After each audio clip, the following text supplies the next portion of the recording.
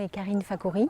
Je suis du Sénégal, native, et je suis directrice des écovillages et des filières vertes à l'intérieur de l'agence sénégalaise de la Grande Muraille Verte et de la reforestation. Tolucœur, ce n'est pas de l'agriculture.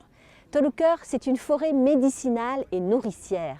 C'est-à-dire que ce sont des banques de semences naturelles qui vont s'installer et qui vont s'essaimer naturellement avec la réinsertion du monde animal, avec la part qu'on laisse aux animaux, avec les insectes, avec toute cette biodynamie qui s'installe dans le site et qui va avoir vocation à s'étendre.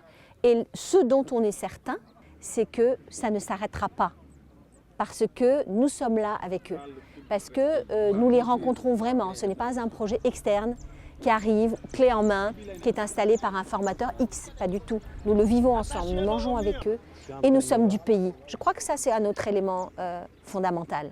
Nous sommes tous des Sénégalais, pour la plupart, qui revenons au pays pour offrir ce que nous avons réappris.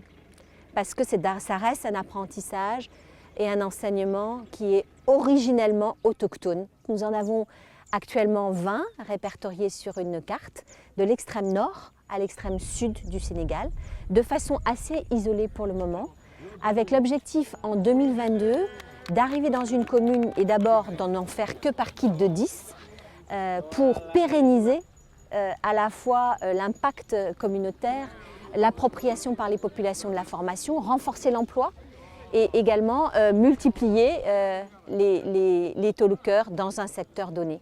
Mais notre objectif, c'est d'en faire 1000 en 2022.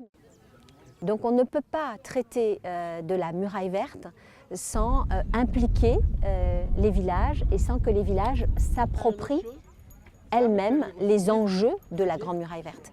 Et pour qu'elles s'approprient les enjeux de la Grande Muraille Verte, il faut d'abord répondre à leur propre écologie intérieure. Donc travailler à partir des noyaux que sont les villages pour impliquer les personnes dans la nécessité de s'occuper de la Grande Muraille, ça veut dire répondre à leurs besoins économiques, c'est évident, mais une économie verte, ce qu'on appelle l'économie verte, l'économie écologique.